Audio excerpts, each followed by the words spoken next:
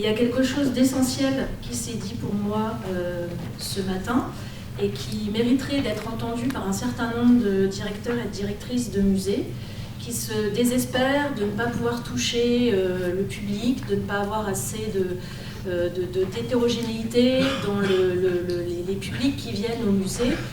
Et on est plusieurs à œuvrer pour que l'art ne soit pas quelque chose de l'ordre d'une vérité, quelque chose qui aurait comme ça à nous apprendre par un au-delà, le sens d'une œuvre, mais plutôt ce qui nous intéresse, Marianne, Claire, etc., c'est les usages de l'art. Et il me semble que c'est ce que vous avez fait, c'est ce que vous avez relaté tout au long de la matinée, c'est ce qu'on entend aussi dans le documentaire que tu as fait, Marianne, c'est comment l'art est une catalyse, est un outil, une méthode qui se met à disposition pour faire ensemble, pour fabriquer ensemble. Et voilà, je voulais vous remercier au nom de tous mes collègues de l'art, parce que vraiment, c'est quelque chose auquel on aspire, et vous l'avez fait. Donc bravo pour ça.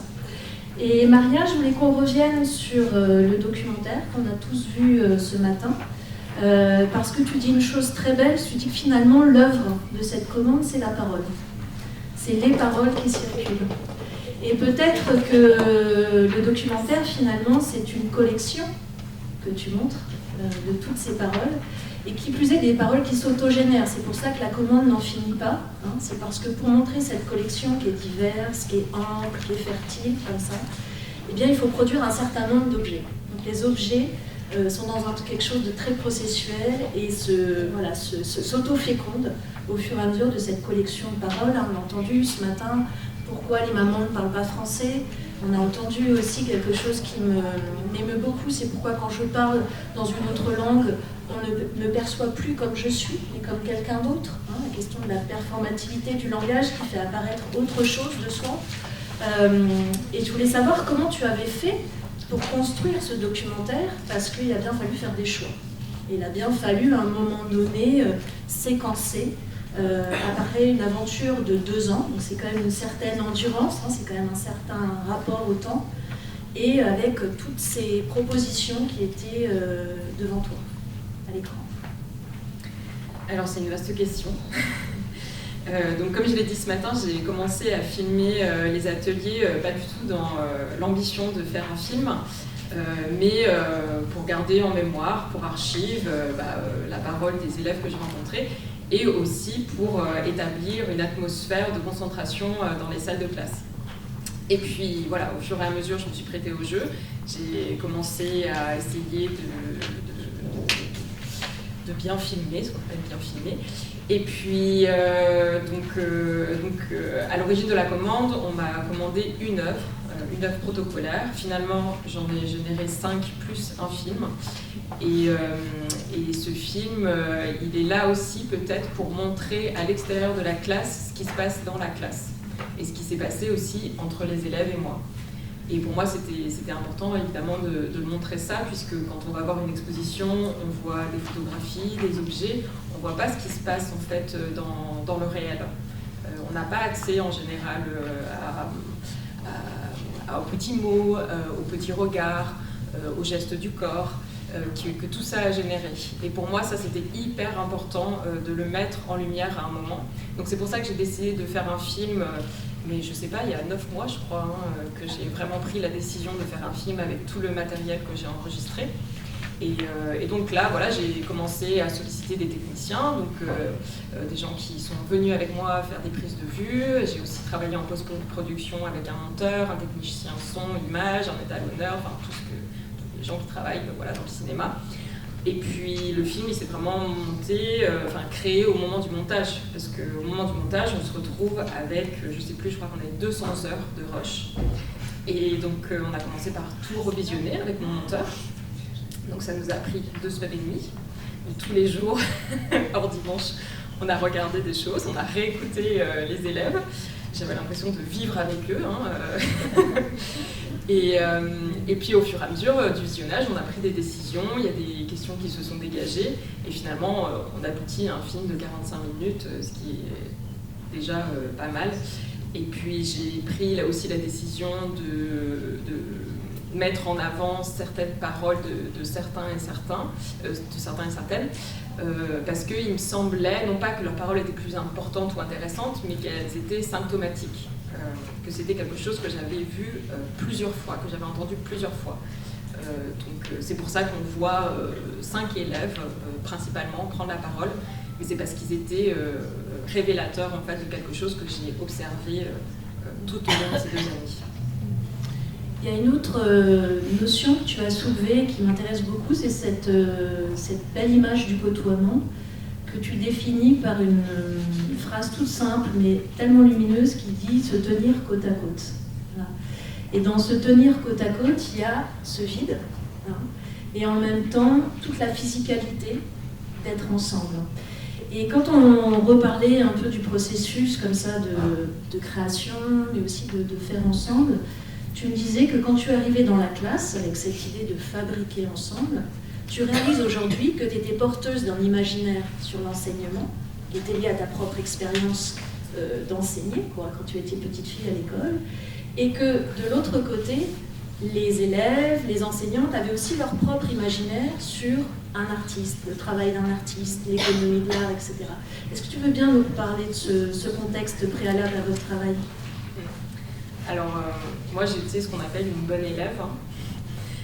Donc c'est-à-dire que je me suis beaucoup investie dans l'école, petite, enfin désolée de raconter ça, mais pour moi l'école, j'avais l'impression, en tout cas aujourd'hui j'avais l'impression que j'ai toujours vu ça comme un vecteur d'émancipation, que l'école est là pour nous porter.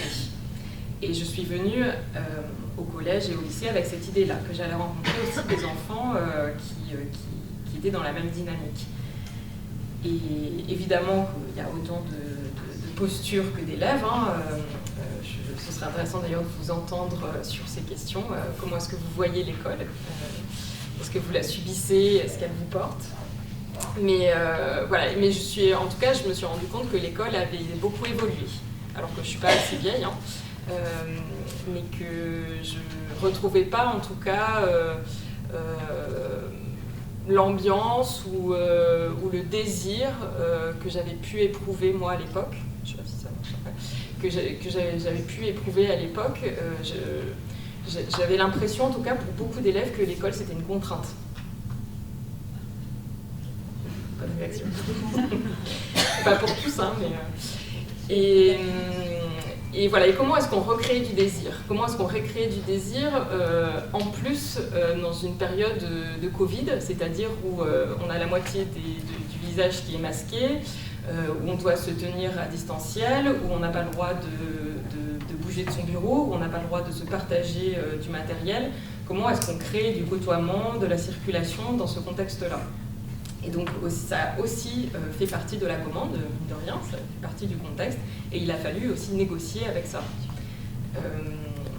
Et oui, et ensuite inversement, donc je ne vais pas répondre à l'appel des enseignantes, mais moi j'avais un cahier des charges en commençant cette commande, donc un cahier des charges qui retranscrivait les attentes, les désirs des enseignantes, et finalement, je pense que pour vous, c'était peut-être un peu flou de comment est-ce que j'allais m'y prendre, comment est-ce qu'une artiste travaille, qu'est-ce que ça veut dire un processus artistique. C'est un métier aussi qui ne s'improvise pas, comme enseignante, c'est un métier qui ne s'improvise pas. Et puis aussi de la part des élèves. Moi, quand je leur ai présenté le projet, je leur ai dit tout de suite qu'il y avait une exposition à la Vieille Charité, je leur ai dit tout de suite qu'on allait générer une œuvre qui allait être vue par un public. Et j'avais l'impression que ça, c'était un détail pour eux. Alors que moi, j'étais très excitée de ça. Et eux, ils ne se représentaient pas très bien. Pour eux, ce qu'on allait faire, c'était en classe et puis basta, quoi. Et donc, en fait, ça a fait bouger des choses chez tout le monde. Tu as une autre singularité dans ton travail, parce que souvent, quand on pense aux artistes, on pense tout de suite à de la peinture, on pense à de la sculpture, comme ça, à des objets assez monumentaux. Et toi, un de tes outils, c'est la parole, parce que pour toi, la parole, c'est déjà créé. Est-ce que tu peux nous parler un peu de ça? D'où ça vient? Très brièvement, en fait, la parole, c'est la condition démocratique. Je ne sais pas quoi dire de plus que ça. c'est aussi tout l'intérêt pour les sciences sociales et comment ces sciences sociales, tu les réappropries dans le champ de l'art. T'en crées des protocoles, t'en fais des dispositifs, à la fois d'enquête, d'observation. Mais ce qui est assez fort, c'est que t'en produis des formes. D'ailleurs, on a entendu que parfois les notions étaient abstraites. Et la force de cette commande, c'est que les choses ont pu parfois s'incarner. Ça, c'est peut-être une des forces de la pratique de l'art aussi, non ? Oui, on a souvent la sensation que l'art se réduit à des objets physiques, que ce qu'on voit dans les musées, voilà, c'est l'art et l'art n'est pas autre chose, alors que l'art peut être partout, dans une salle de classe, dans la parole, à chaque fois qu'on est deux minimum, finalement, on crée quelque chose. Que ce soit par la parole ou par le corps, voilà. Le fait de vivre ensemble, c'est créer. Ensuite, la dimension artistique, c'est vrai que moi, ce qui m'intéresse, c'est pas spécialement de générer des objets, et je crois qu'on l'a compris, mais c'est qu'est-ce qui se passe entre nous. Comment est-ce que l'art devient un outil, comme je disais tout à l'heure, non pas pour résoudre des questions, mais pour les ouvrir, et pour se parler, pour essayer de vivre ensemble. Donc voilà. La parole comme condition démocratique et l'art comme outil. Et pour terminer, il y a un autre point que je voudrais aborder avec toi, parce que je crois que cet après-midi, on entendra peut-être parler de performativité du langage. Et on a évoqué un autre usage de cette déclaration d'Austin qui est liée à la performativité du langage. Et nous, on l'a un peu tordu, et on s'est dit, quand dire, c'est dire. Quand dire, c'est quand faire, c'est dire. On a inversé. Sur la question de la légitimité, le fait que tu recueillais ces paroles. Tu te souviens de ça ? Qu'on t'apportait un certain nombre de témoignages et que tu avais cette responsabilité de porter ces témoignages, de porter toute cette écriture, toute cette mémoire. Oui, forcément, quand on te confie une commande de cette ampleur, tu as le sentiment de responsabilité. Évidemment que je ne pouvais pas ne pas m'investir, ne faire les choses qu'à moitié.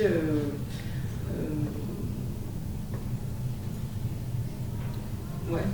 Ne pas être sur une position d'autorité aussi, ça a été une exigence tout au long du processus. Ah oui, je ne suis pas venue dans l'ambition d'apprendre quelque chose aux élèves, mais comme on l'a compris, le projet était inspiré par les élèves, les œuvres ont été inspirées par la rencontre avec les élèves, donc c'était un travail que j'ai tenté, en tout cas le plus horizontal possible.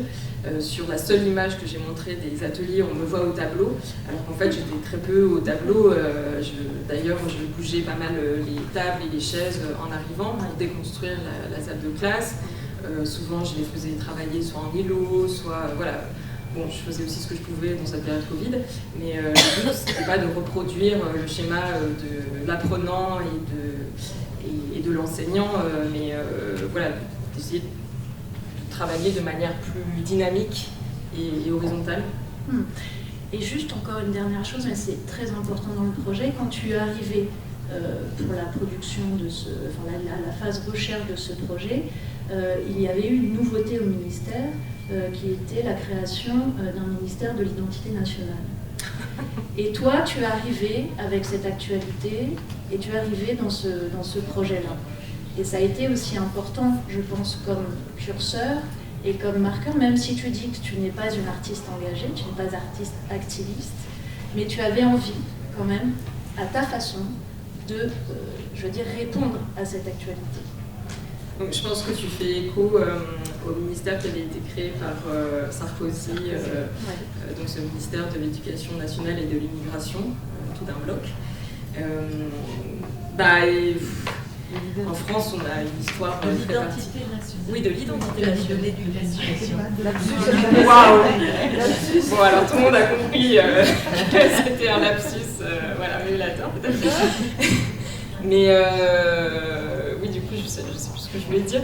Mais en France, on a une histoire aussi particulière de cette hégémonie de la langue française, à la fois par rapport aux langues de l'ailleurs, mais aussi des langues régionales.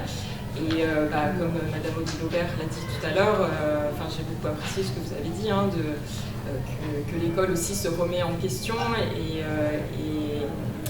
essaye d'être plus ouverte par rapport à ça. Et bon, avec les enfants, on n'a jamais employé ces mots d'identité nationale, mais en fait, c'est des enfants qui ont très conscience de ça. Ils ont très conscience qu'en France, il y a tous ces débats qui n'en finissent plus, qui ne se réduisent pas que aux périodes électorales, mais qui sont dans la sphère publique Ils sont diffus tout le temps. Et ils voient bien que parler une langue étrangère qui n'est pas l'anglais, le suédois ou l'allemand, mais le yoruba, le tui, le pacho, et ben c'est pas très valorisé, c'est pas ça qu'on appelle l'identité française. Et donc pour moi, c'était aussi, ça faisait partie du cœur de ce projet-là.